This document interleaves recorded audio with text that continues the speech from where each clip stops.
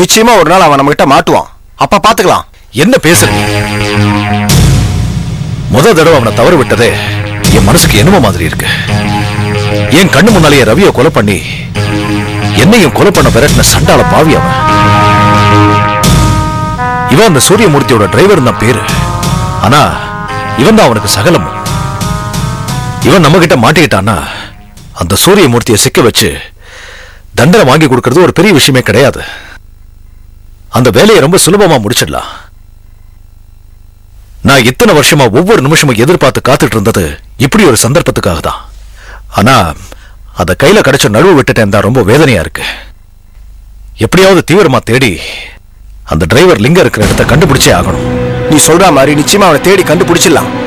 அதுக்காக நீ ரொம்ப அவசரப்படாத. இங்க பாரு கணேசா, இப்பதான் நீ சென்னையில செட்டில் ஆயிருக்க. ஆர்டர் மேல ஆர்டர் வந்துகிட்டு இருக்கு. ஸ்வீட் ஸ்டாலும் நல்லபடியா போயிட்டு இருக்கு.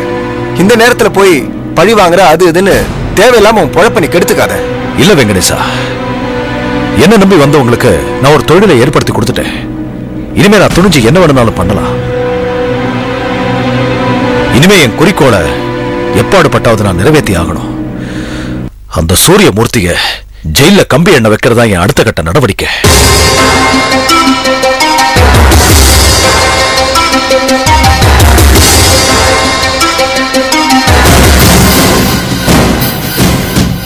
சரி கணேசா, நான் கிளம்புறேன். சரி.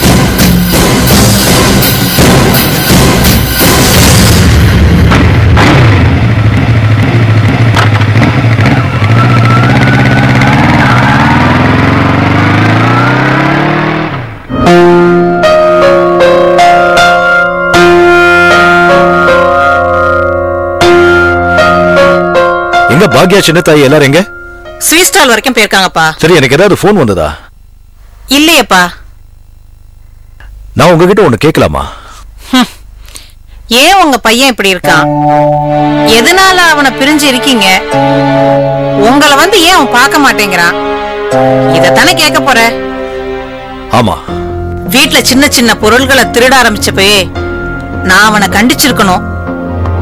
ஆனா என்னோட புருஷன் தான் சரியில்லை, இவனாவது நல்லா வளரட்டும்னு நினைச்சேன். ஆனா சின்ன சின்ன தப்புல ஆரம்பிச்சு இப்போ பெரிய பெரிய தப்புகளாம் பண்ண ஆரம்பிச்சிட்டான். நான் அதுக்கப்புறம் எவ்வளவோ கண்டிக்க ஆரம்பிச்சேன். ஆனா அவன் என் பேச்சையே கேட்கல. சென்னைக்கே வந்துட்டான். அதுக்கு மேல அவனை பத்தி நான் எதையும் தெரிஞ்சுக்க விரும்பல. ஆனா அவன் நம்ம எல்லாரும் சென்னைக்கு வந்ததை தெரிஞ்சுக்கிட்டு இங்க உள்ள போன் நம்பரையும் எப்படியோ கண்டுபிடிச்சு எனக்கு போன் பண்ணான். ஆனா நான் என்ன ஏதுன்னு அவன்கிட்ட கேட்டுக்கவே இல்லை. அதான் நீங்க பண்ண பெரிய தப்பு. ஒருவேளை அவன் திருந்தி தான் நல்லவன் ஆயிட்டேன்னு சொல்றதுக்காக கூட உங்களுக்கு போன் பண்ணிருக்கலாம் இல்லையா? அதுக்கெல்லாம் வாய்ப்பே இல்ல கணேசா. அப்படியெல்லாம் நீங்களா நினைக்கிறது ரொம்ப தப்பு. அவன் உங்களை பார்க்கணும், உங்க கூடவே இருக்கணும்னு கூட ஆசைப்பட்டிருக்கலாம் இல்லையா? சொல்றேன், தப்பா நினைக்காதீங்க. எதுக்கு அவங்க கிட்ட பேசி பாத்துருங்க. நான் கேட்கறதுக்கு ஒளிவு மறைவு இல்லாம பதில் சொல்லுங்க. உங்களுக்கு உங்க பையனை பார்க்கணுன்ற ஆசை இல்லவே இல்லையா?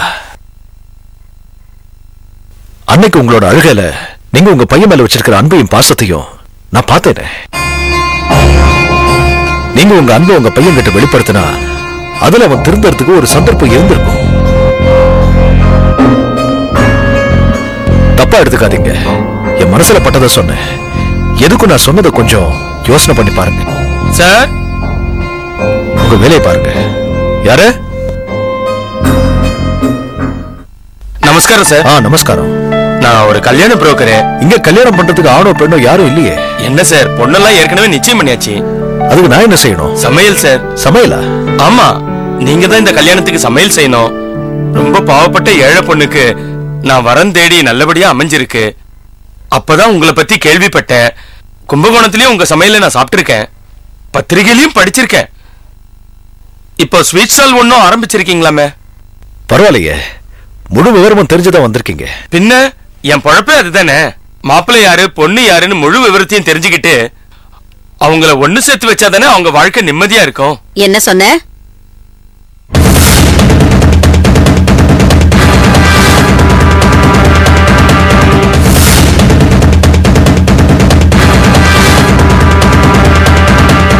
வெள்ளை தாமரை ஸ்பான்சர்ட் பை